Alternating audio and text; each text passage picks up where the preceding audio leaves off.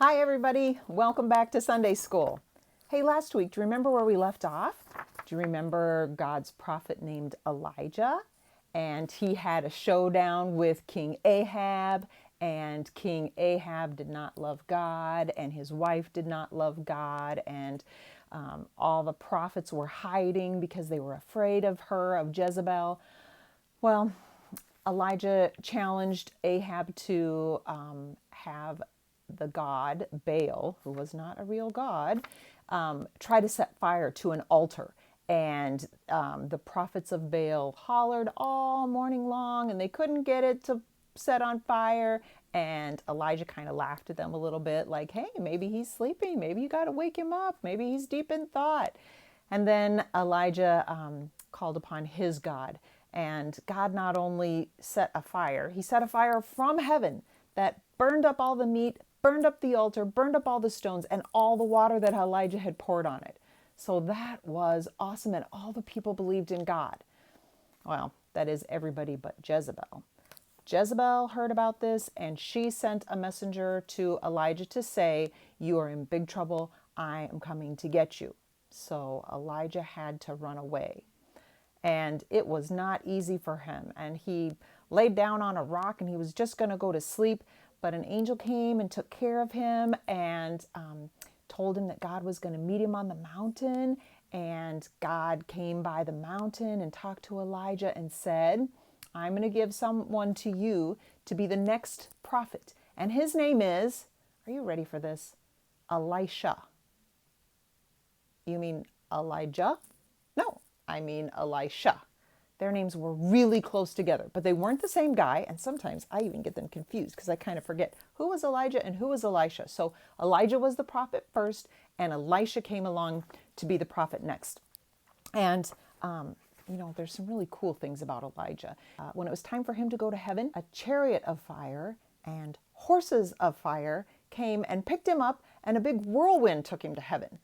And Elisha saw all that. And the Spirit of God that was in Elijah was now in Elisha.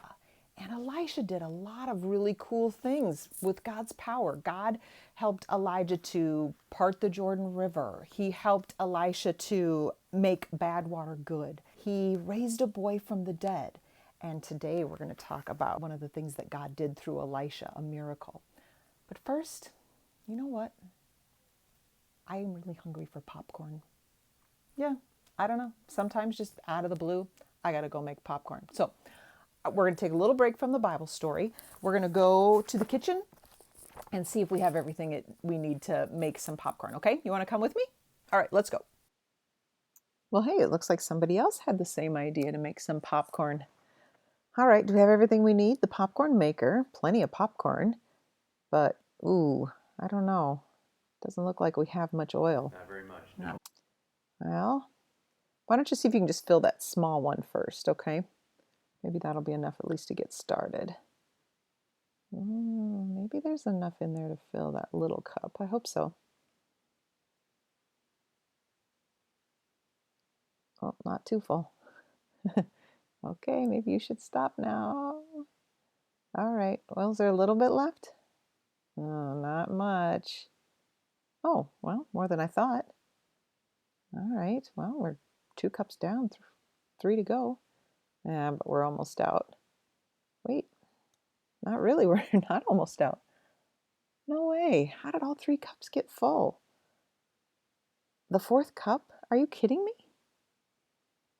This is awesome. Oh, but I don't think we're going to get to that last cup, are we? Oh, maybe we are. Wow. How did that little bit of oil fill all of those cups? We're going to be able to make a lot of popcorn. Wow. What just happened there? That looked pretty real, didn't it? Or not really. Yeah, we were just pretending. Like we'd turn off the camera and then we'd fill the empty bottle up with a little more oil to make it look like the oil kept flowing and flowing and flowing, because that's what the Bible story is about. But in the Bible story, it wasn't a camera trick. It was something that God did through Elisha, a miracle. So let's hear the story from the Bible. 2 Kings 4, verse 1. the wife of a man from the company of the prophets. Remember, Elisha was a prophet. And at that time, a lot of prophets were being persecuted and killed. And we're not sure that's what happened, but this woman said that her husband has died. She cried out to Elisha and said, "Your servant, my husband, is dead, and you know that he revered the Lord.